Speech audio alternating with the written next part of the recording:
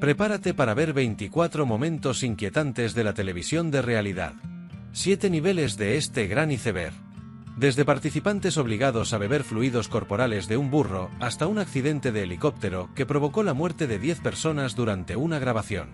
Mientras más descendemos en este iceberg, más evidente se vuelve que detrás de los dramas planeados y las ediciones exageradas, la televisión de realidad oculta un costado mucho más oscuro. Comencemos en la parte superior del iceberg. Fear Factor desde 2001 hasta 2012. Concursantes beben semen y orina de burro. Fear Factor era básicamente un programa de competencias extremas que sometía a sus participantes a algunos de los retos más insólitos jamás vistos. Se hizo particularmente famoso por obligar a los concursantes a realizar pruebas asquerosas, repulsivas y, en ocasiones, directamente cuestionables desde un punto de vista ético.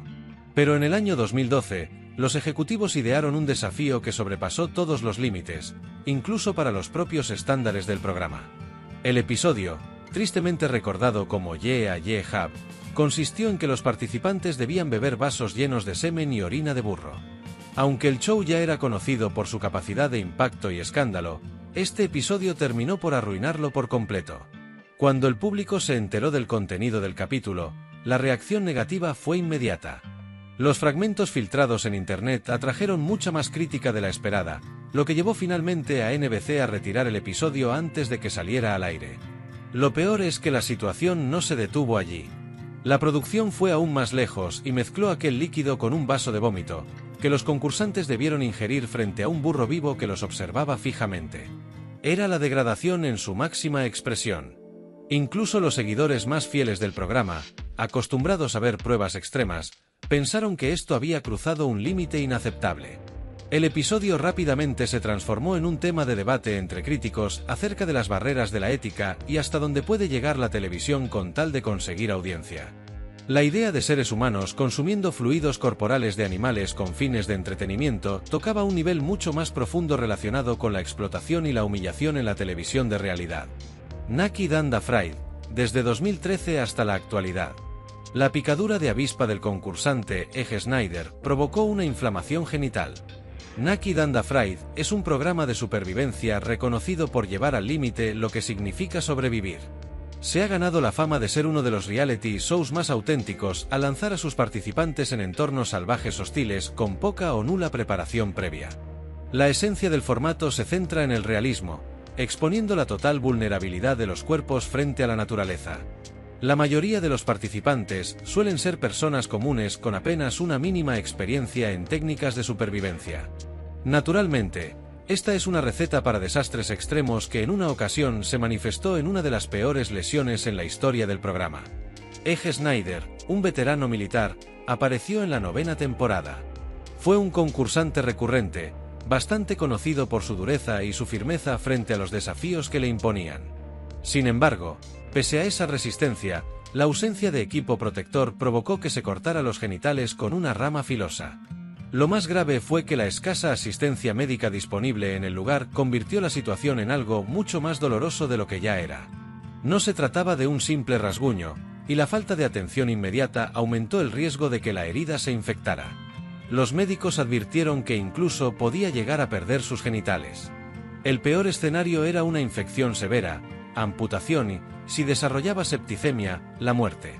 Fue literalmente llevado al límite al soportar un dolor insoportable mientras seguía compitiendo bajo un calor extremo. Recibió 8 puntos de sutura y se le recomendó abandonar la competencia, pero se negó a hacerlo. Lo interpretó como una prueba de resistencia y compromiso con el programa, aunque en realidad su lesión dejó en evidencia hasta qué punto estaban dispuestos a llegar los concursantes y las cadenas de televisión por conseguir 15 minutos de fama. Se difuminaban las fronteras entre la diversión arriesgada y el daño real. Año 2021. Brote de giardia provoca diarrea explosiva en el equipo de producción. The Ultimate Sleep and Slide era un nuevo programa de NBC que tenía previsto estrenarse en el año 2021. Sin embargo, una razón totalmente inesperada terminó por hacer que fuera cancelado por completo. A solo una semana de concluir un rodaje de 8 semanas, la producción se detuvo cuando un integrante del equipo contrajo un extraño virus estomacal. Apenas unos días después, Toda la producción se contagió del parásito y muchos terminaron tan enfermos que se informó que corrían desesperados hacia los baños portátiles para poder aliviarse. El padecimiento resultó ser giardia, un parásito intestinal que provoca fuertes calambres y diarrea en quienes lo contraen. Lo que comenzó como un pequeño problema en una sola persona, acabó convirtiéndose en un enorme brote que afectó a 40 miembros del equipo. Ese fue el golpe final para el programa. NBC explicó que los retrasos en la producción eran la causa de la cancelación. Pero un nivel de enfermedad tan alto en un set de grabación se parecía más a una crisis de salud pública que a un contratiempo menor. Cuando finalmente se convocaron especialistas para analizar el agua, descubrieron que todas las fuentes cercanas estaban limpias. El verdadero origen estaba en la tierra, que contenía el parásito y desató aquel efecto dominó tan grave. Lamentablemente, aun con la gran cantidad de material grabado, no existe ninguna prueba concreta de que el programa realmente hubiera existido. No hay imágenes disponibles en Internet. Pese a estar casi terminado, el proyecto simplemente desapareció. Un usuario de Reddit aseguró haber sido concursante en el show y afirmó que no recibió pago y que todo ya era bastante antihigiénico incluso antes del brote. Y aunque él no fue afectado directamente por la giardia, contó que encontró un pequeño gusano en su copa de frutas. Es seguro decir que el set estaba lejos de ser higiénico.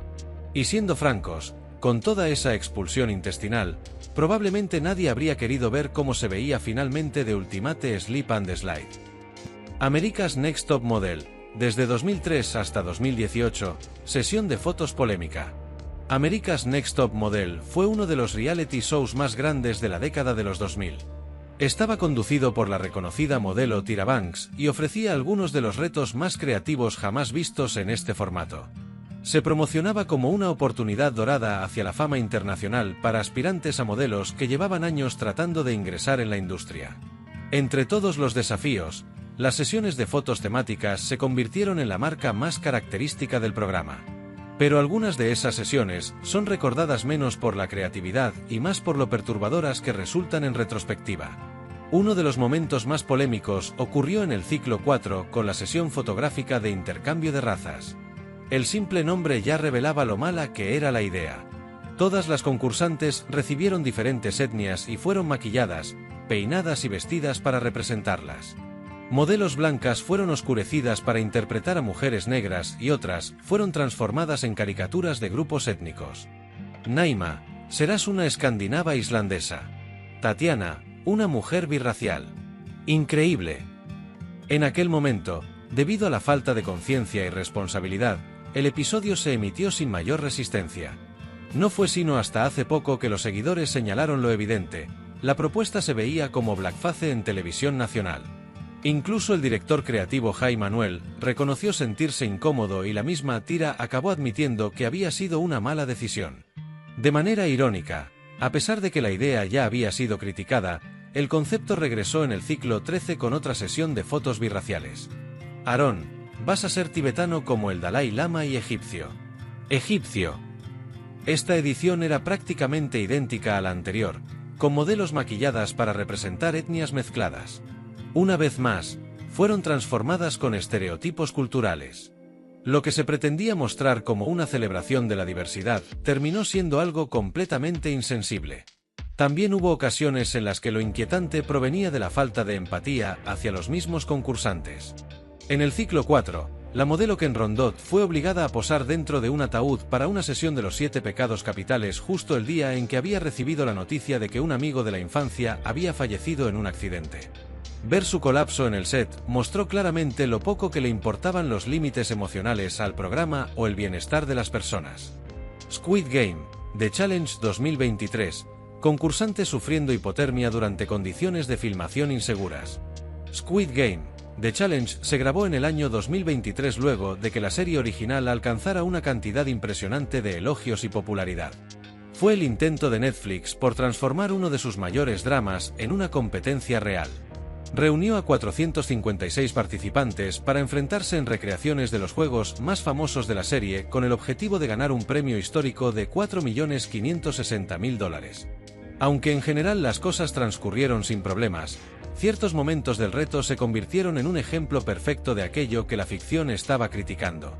El juego de apertura, luz roja, luz verde, Fue filmado en Cardington Studios en Bedford, Inglaterra. Todos los participantes vestían los mismos uniformes verdes y delgados que en la serie, pero la actividad se prolongó por varias horas en temperaturas cercanas a la congelación. A los jugadores se les había dicho que el desafío duraría aproximadamente 2 horas. En su lugar, fueron obligados a soportar largas horas bajo el frío y a entregar sus calentadores de manos y pies por motivos de grabación. Fue tan extremo que algunos comenzaron a colapsar y los médicos tuvieron que intervenir. Lo que estaba pensado como una gran introducción para el programa se transformó rápidamente en un caos inquietante. Semanas más tarde, múltiples concursantes denunciaron públicamente malas experiencias bajo el manejo de la producción. Afirmaron haber sufrido hipotermia, daños en los nervios e incluso ver cómo las manos de un compañero se tornaban moradas por congelación. El productor ejecutivo Steven Lambert declaró: "Todos fueron advertidos de que iba a hacer frío. Tomamos las medidas necesarias para prepararlos". Sí, unas pocas personas anónimas se mostraron descontentas porque fueron eliminadas y porque fue una experiencia fría y larga, pero no fue peor que otros shows no guionados. Al ofrecer un premio tan grande, estaba claro que sería un programa duro.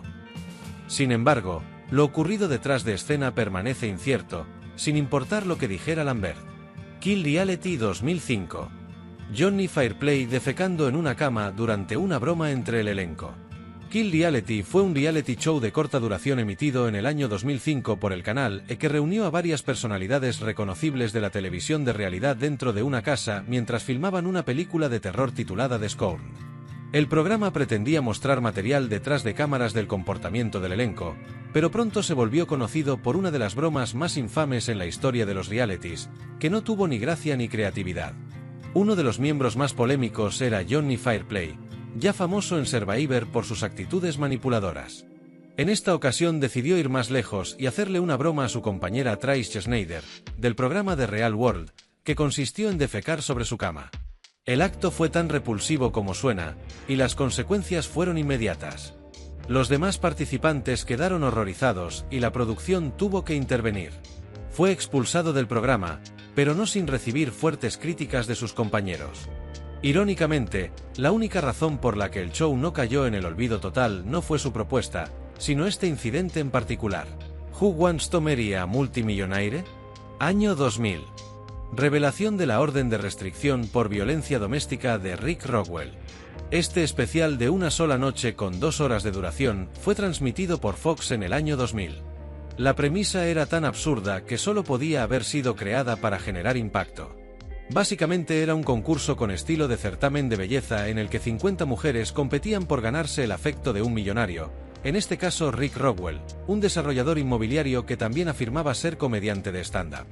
Desde el inicio, su identidad generó dudas. Muchas personas cuestionaron su estatus de millonario, pese a que la cadena aseguraba que tenía más de $2 millones en patrimonio. Tampoco creían en su faceta de comediante, pues ninguna de las organizaciones en las que dijo trabajar lo reconocía, y además no resultaba gracioso. Todo explotó cuando su exprometida lo acusó de haberla acosado tras terminar su compromiso y de haberla agredido físicamente. Rick no había revelado ese historial a la producción, además de que existía una orden de restricción en su contra.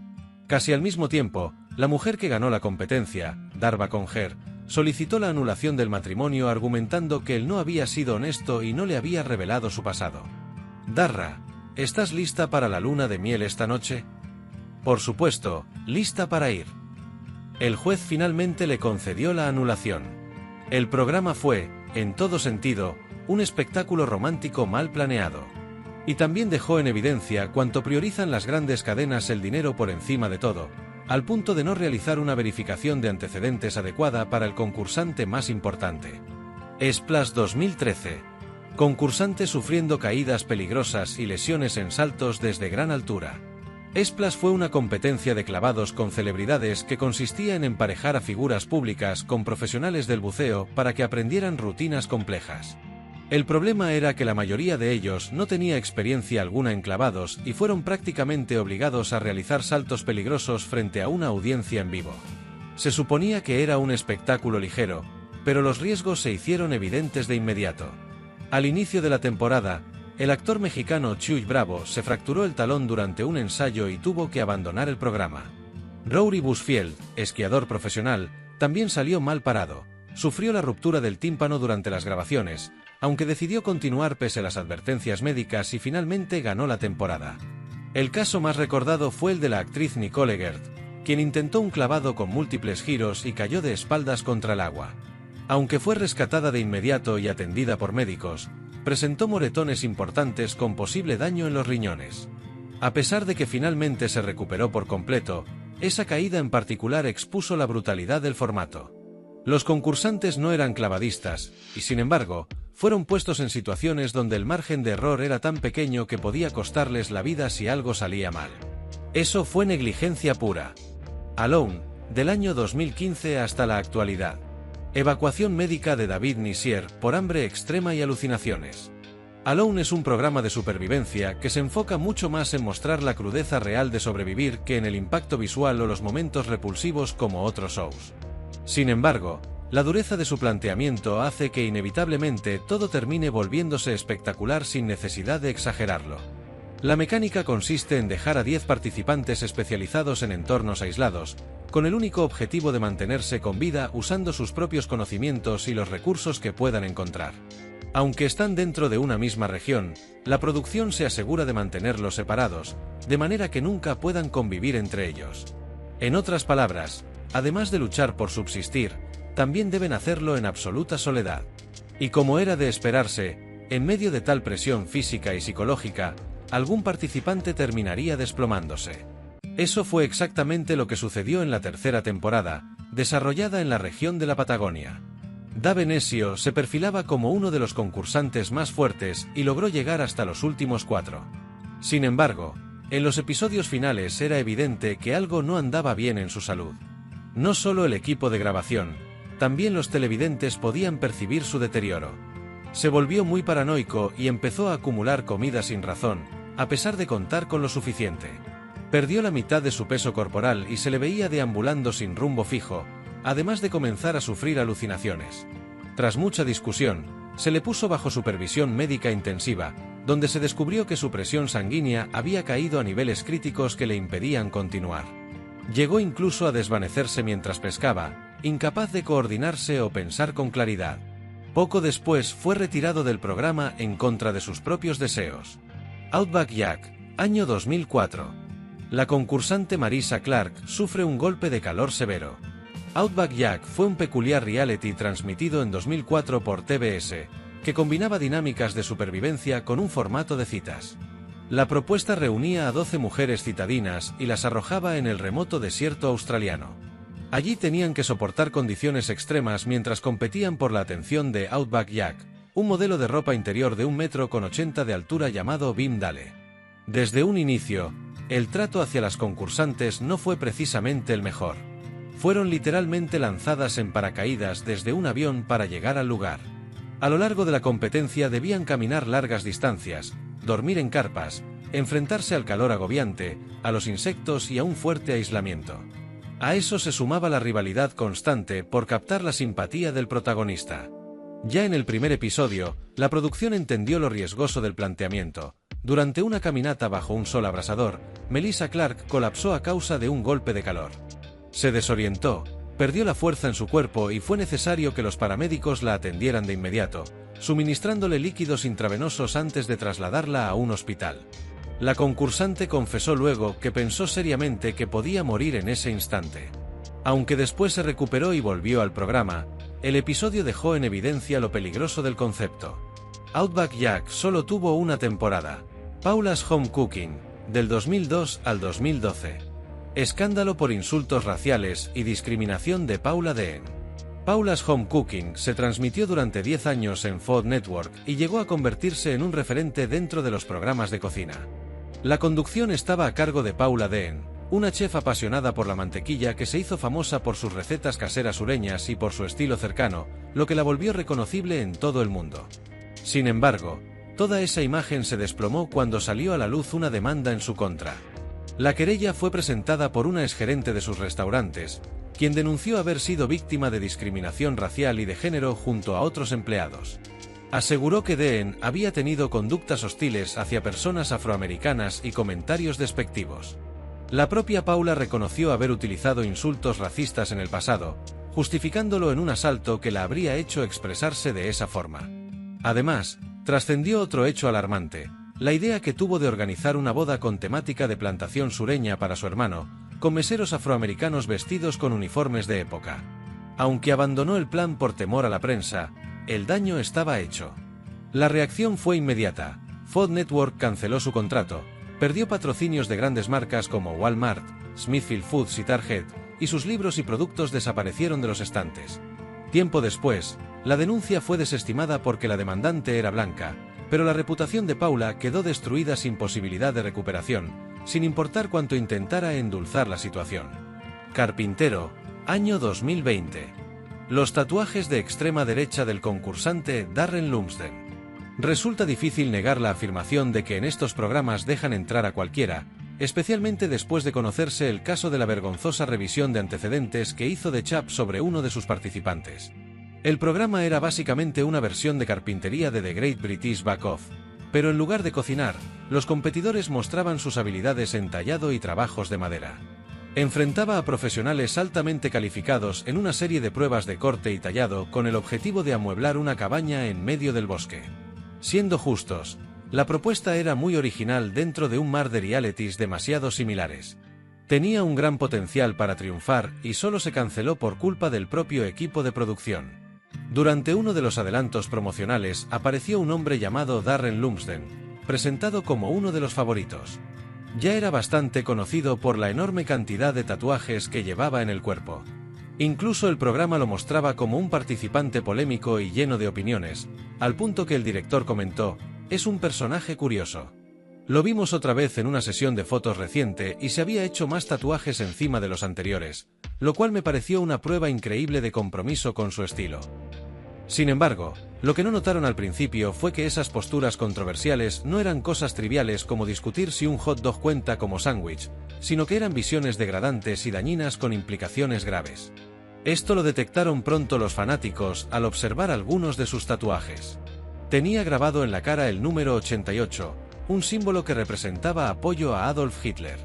También llevaba la fracción 23/16, que se interpreta como poder blanco, y además un Sig Rune cerca de la nariz.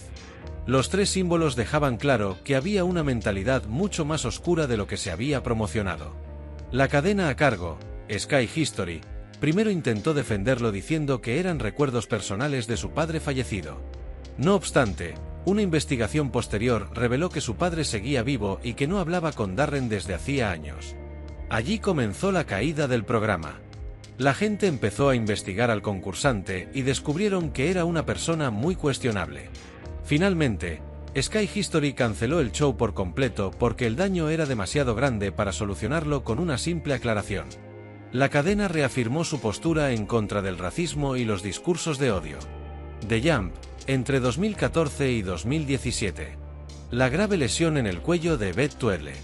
The Jump era un concurso televisivo de deportes de invierno transmitido por Channel 4 durante esos años. La idea era enfrentar a distintas celebridades entre sí en varias disciplinas de nieve y hielo. Entre las pruebas estaban el salto de esquí, el skeleton, el patinaje de velocidad sobre hielo y el bobsleigh. Todas eran actividades que exigían un esfuerzo físico enorme. Durante la tercera temporada, la gimnasta olímpica Beth Tweedle sufrió un accidente grave durante los entrenamientos. Mientras practicaba su salto de esquí, cayó mal y chocó contra una barrera, lo que le fracturó varias vértebras del cuello. Tuvo que ser trasladada en helicóptero de inmediato al hospital más cercano. La lesión resultó ser mucho más seria de lo que se pensó en un inicio.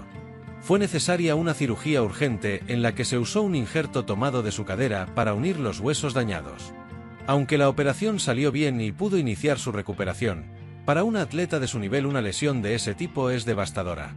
Más adelante, ella misma confesó que el accidente le afectó profundamente en lo psicológico y la llevó a buscar apoyo físico y mental. Lo más preocupante es que no fue la única en lastimarse. De hecho, era apenas una entre 7 participantes que sufrieron heridas en ese programa. Pocos días antes, la nadadora olímpica Rebecca Adlington tuvo que abandonar por una dislocación en el hombro. Otra participante, Tina Hobley, se vio obligada a retirarse tras romperse el brazo en 2 partes. Era evidente que no se trataba de un hecho aislado y no podía atribuirse a la culpa de los concursantes. Channel 4 intentó al principio desviar la responsabilidad mencionando que había expertos y recursos médicos en el lugar, pero después de tantos reportes no tuvieron más remedio que abrir una investigación. El programa se renovó solo por una temporada adicional y luego fue cancelado definitivamente. Cabe destacar que otra cadena ya lo había rechazado antes por considerarlo demasiado peligroso, y aún así Channel 4 lo adaptó. Su intento de presentar el deporte extremo de forma optimista no logró ocultar los riesgos reales que había tras cámaras. Buck Wild, 2013. La trágica muerte de Sane Gandhi y la cancelación del programa. Buck Wild era un reality emitido en MTV en el año 2013, dirigido a un público juvenil. Su concepto consistía en reunir a varios jóvenes en una zona rural para vivir travesuras de pueblo pequeño y divertirse. Incluso fue llamado en algún momento el Jersey Shore de los rednecks. Aunque a simple vista parecía inofensivo, el programa recibió críticas fuertes por el perfil problemático de algunos participantes, que ya tenían múltiples arrestos. Sin embargo, lo que transformó la polémica en tragedia no fue una detención, sino la inesperada muerte de una de las estrellas más queridas, Sane Gandhi. Él apareció sin vida junto con su tío y un amigo dentro de una vieja camioneta Ford Bronco, apenas un mes después de que terminara la primera temporada. Había estado desaparecido por 30 horas, hasta que lo hallaron sin signos vitales en un camino remoto de Sisonville. Las investigaciones revelaron que el vehículo se quedó atascado en un lodazal y el tubo de escape quedó bloqueado, lo que provocó que el monóxido de carbono llenara el interior. El impacto posterior fue enorme. MTV emitió de inmediato un comunicado expresando condolencias a las familias y asegurando que estaban en contacto para darles apoyo. Pero la ausencia de Sane fue demasiado para la producción, que decidió no continuar con la segunda temporada que ya estaba planificada. Señalaron que no era apropiado seguir adelante sin la presencia de alguien con su carisma. Susunu. Denpa Sonen, de 1998 a 2002. El aislamiento desnudo y la humillación de un año entero de Nasubi. The Truman Show, por inquietante que sea, al final es una película ficticia que explora las consecuencias psicológicas del entretenimiento, la ambición y, por supuesto, el dinero. Sin embargo, aunque suene absurdo y perturbador, en Japón existió un caso real que guardaba un parecido escalofriante con esa cinta. Susunu.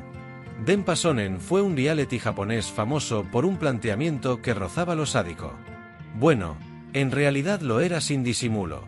El formato consistía en someter a sus concursantes a pruebas deshumanizantes con la promesa de un pequeño premio en dinero y algo de fama en los medios. Las víctimas solían ser comediantes desconocidos que aceptaban cualquier cosa con tal de ganar visibilidad. Nasubi, cuyo nombre real es Tomoaki Amatsu, fue uno de ellos cuando en 1998 participó en la sección La vida de los premios. Este aspirante a humorista fue engañado en una audición con la promesa de obtener obsequios valorados en $8.000. Tras ser elegido, lo vendaron, lo llevaron a un departamento vacío y allí comenzó el reto de sobrevivir con recursos mínimos. Lo desnudaron y lo dejaron con nada más que un bolígrafo, postales, un teléfono y unas pocas revistas. Su única forma de mantenerse era enviar formularios a sorteos por correo hasta alcanzar la meta de los $8.000 en premios. Puede que no parezca tan extremo a primera vista, pero Amatsu quedó completamente incomunicado, sin comida, ropa ni agua. Vivió en ese encierro durante 15 meses alimentándose únicamente de lo que lograba ganar en concursos de correo. Sin saberlo, todo su calvario estaba siendo transmitido en vivo a millones de personas que lo veían pasar hambre y deteriorarse mentalmente en tiempo real. Los primeros días apenas sobrevivió con galletas baratas proporcionadas por la producción. Luego comenzaron a llegar premios aislados, una bolsa de arroz que tuvo que comer cruda porque no tenía cómo cocinarla, comida para perros enlatada y bebidas azucaradas que terminaron siendo su dieta principal. El aislamiento lo llevó a encariñarse con un muñeco de peluche al que trataba como maestro espiritual, conversando con él por horas. En algún momento empezó a recibir televisores y aparatos que le daban cierta distracción, pero los responsables del programa seguían empeñados en endurecer su experiencia. Cuando por fin alcanzó la meta de los $8.000, lo trasladaron a otro lugar y lo obligaron a repetir el reto desde cero. Esto ocurrió varias veces hasta que, al final, le revelaron que había sido objeto de entretenimiento para el público japonés durante 15 meses seguidos. Este experimento mostró el reality en su versión más cruel y desnuda. Años más tarde, Amatsu aún sufría las secuelas de aquel tormento. Se reportó que durante medio año no podía llevar ropa puesta ni sostener conversaciones normales después de su salida del aislamiento. Koh Lanta, 2001. El ataque cardíaco mortal del concursante Gerald Babin durante una prueba. Koh Lanta es un reality francés basado en el formato de Survivor. Su propuesta es enviar a los participantes a un entorno salvaje, donde deben arreglárselas con recursos limitados, y luego ir eliminándose unos a otros mediante votaciones tribales. La producción enfrentó una oscura controversia cuando uno de los competidores, Gerald Babin, de 25 años, falleció en pleno rodaje. El efecto dominó de su muerte sigue siendo recordado. En marzo de 2013, durante la filmación de la temporada 16, se organizó una competencia de tira y afloja. Babin se encontraba participando, pero colapsó en medio de la prueba.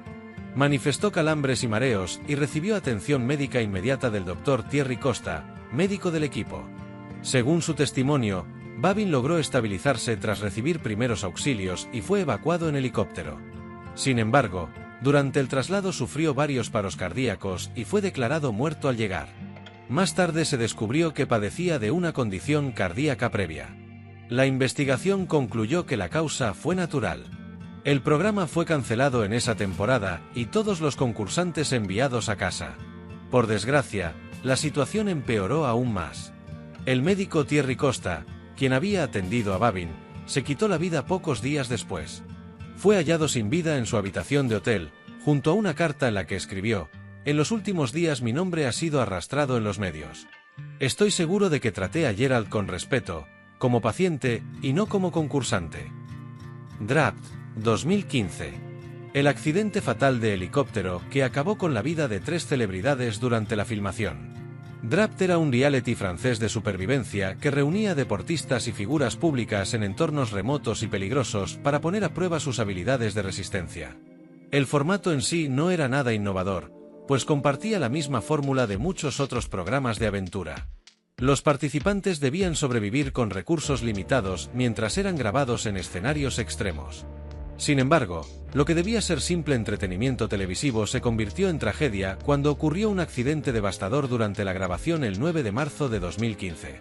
En plena filmación en La Rioja, Argentina, 2 helicópteros que transportaban a integrantes del elenco y del equipo de producción chocaron en el aire. La colisión sucedió apenas después del despegue y tomó a todos por sorpresa. Ambas aeronaves cayeron de inmediato, causando la muerte de las 10 personas que viajaban a bordo. Entre los fallecidos se encontraban destacados atletas olímpicos y figuras deportivas francesas, como la nadadora Camille Muffat, el boxeador Alexis Bastine y la regatista Florence Artaud. También murieron 5 miembros del equipo de producción y los 2 pilotos de las aeronaves. La investigación posterior sacó a la luz varios casos de negligencia por parte del personal de producción, hechos que terminaron siendo utilizados como pruebas en los tribunales. En un principio, se habló de un error humano como la causa principal del desastre, pero nunca se identificó un único motivo definitivo. No obstante, la familia de Laurent Svasnik, un camarógrafo que perdió la vida en el siniestro, demandó a la productora. El tribunal dictaminó más tarde que, estaba filmando en condiciones sumamente desfavorables para las que no tenía la capacitación necesaria, lo cual proyectó una pésima imagen sobre el programa. La compañía ya había sido señalada anteriormente por fallos en materia de seguridad y estándares laborales en sus producciones. Aunque negaron cualquier responsabilidad en la tragedia, finalmente fueron condenados por culpa inexcusable. Este hecho demuestra, una vez más, que a las cadenas y productoras de entretenimiento rara vez les preocupa otra cosa más allá de obtener su contenido. Draft pretendía mostrar resistencia y espíritu de supervivencia en un entorno controlado, pero acabó convirtiéndose en un episodio marcado para siempre por la fatalidad.